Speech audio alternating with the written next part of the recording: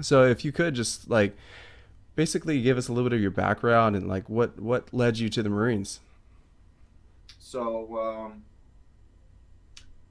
my background. Okay, so I was a boy. This is terrible.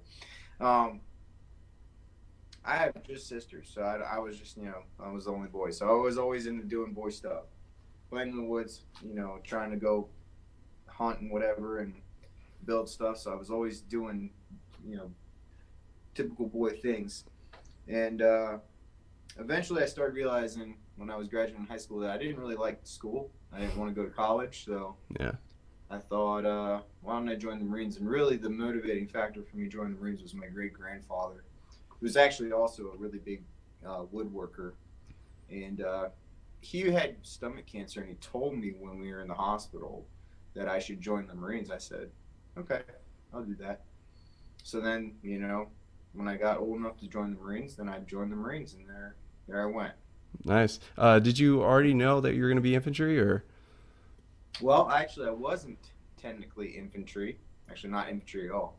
I was a radio operator, an 0621, and then I was attached to 17, and I was in H&S Company for a little while, and then eventually I went to Alpha Company or Animal Company, and hung out with the grunts there and played their stupid games and had fun doing it.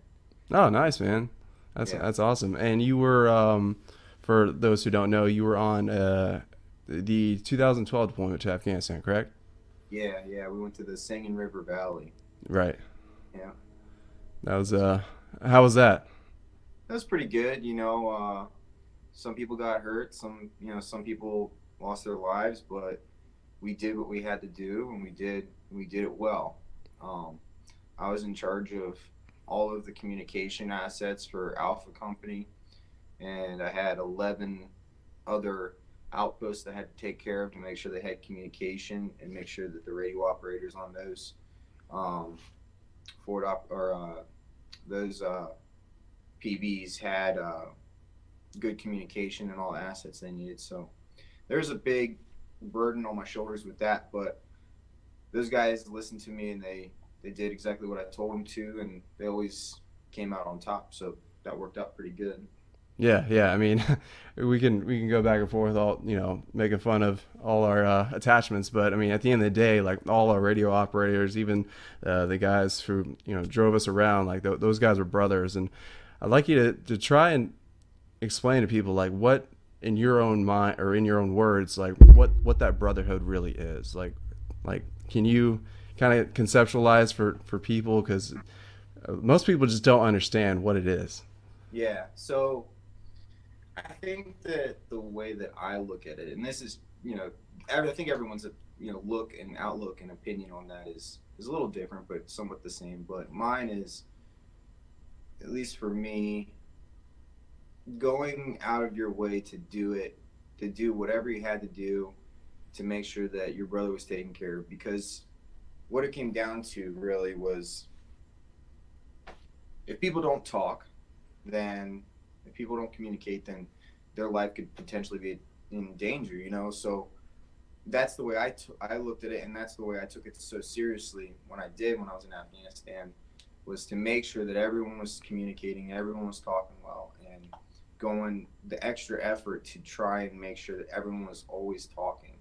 And that meant, staying up, you know, sometimes there was 3 days where I didn't get sleep trying to make sure that people had what they needed to talk. But that brotherhood is just watching out for your guys, watching out for your brother. It doesn't matter who they are. It doesn't matter where they came from. You all are there for the same general purpose, and that's whatever the mission is. And the mission may be stupid or may suck at the time, but that's why we're there. That's our job. So do it for them. Yeah. Make sure they stay alive, and do whatever you can to encourage that effort of fighting and communicating and staying alive. Yeah, moving forward. And And it builds the brotherhood, I think. Yeah, I mean, because you do everything together. Like you're in the suck together, and it's just it's hard for me to explain it to people too. And I think that's why there is a disconnect between vet or active duty military and also veterans and the civilian community. But that's also something we hold as pride in ourselves, that you can only understand that if you go through those certain experiences and those certain trials and tribulations. But there's also the negative aspect of that as well, and that's the burden, the mental, the physical burden that our servicemen and women face after the mission's done. And that's something you've also been vocal with about. And it's you can't escape it. It's all over.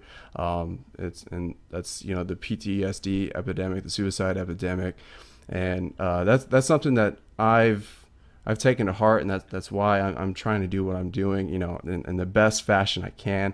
It's a humble beginning, but you also are trying to do your own thing as well, right? With your Yeah, with your woodworking. yeah. So ultimately, my end goal with woodworking is to get to a place where I can have a shop that's large enough to bring people in, and whether it be law enforcement or first responders of any sort, firefighters, EMTs. My dad was a firefighter, so I know that he's seen some stuff that's bothered him before. So I can't rule them out for anything. But yeah, ultimately the idea is to get my business to a point where I can make a big shop, lots of room, classroom area, and tools that everyone can use and learn how to do woodworking. Because for me, woodworking is my zen.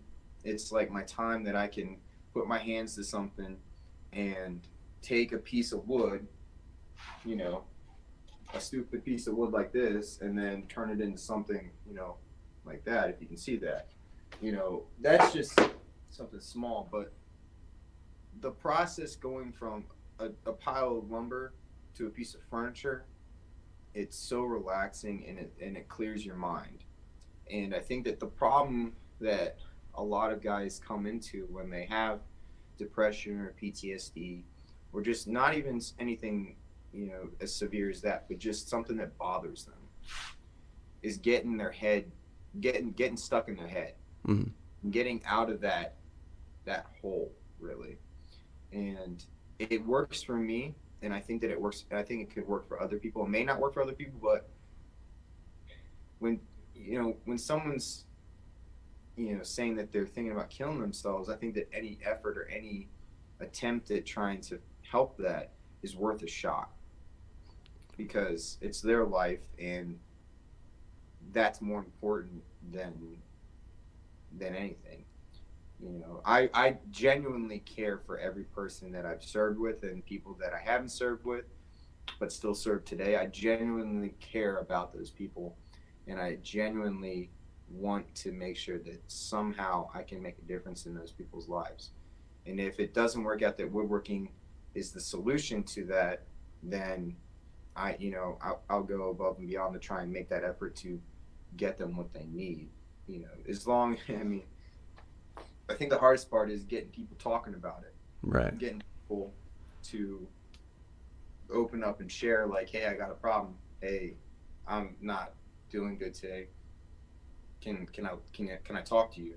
Absolutely, 100%. Anytime, any time of the day, call me and talk to me, and we'll see what we can do. See, there's plenty of resources out there, all over the place, and I think that that's one of the most big, important things.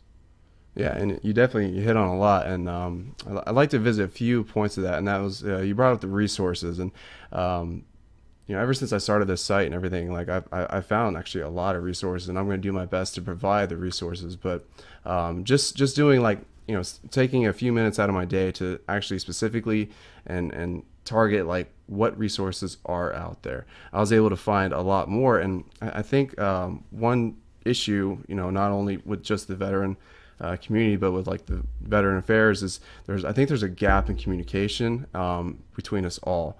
I mean, you also said it, like, you'd be willing to talk to anybody, I know you would. I know there's a lot of people out there right now, myself included, that would pick up the phone and talk to anybody if they were truly struggling and just needed somebody to talk to. And I think that's another issue, and that's getting guys to actually open up.